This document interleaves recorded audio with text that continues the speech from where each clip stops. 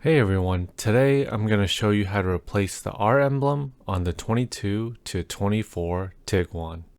The only tool you're going to need is something to poke with.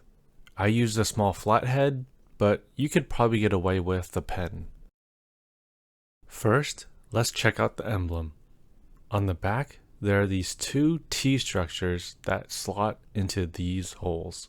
Then there is this large cluster of structures that go into this big hole, with this hook here to help keep it firmly in place on the lip. This last compressible piece will slide over this hole to lock everything in place. It's the only thing keeping the emblem from sliding back out to the right. Now that we know everything, let's get to it. To put the emblem in, just line up the pieces with the holes and slide it to the left until you hear it click.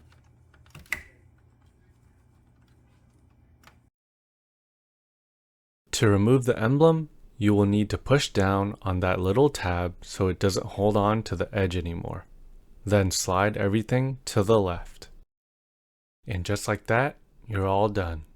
I hope that this video helped you, and thanks for watching.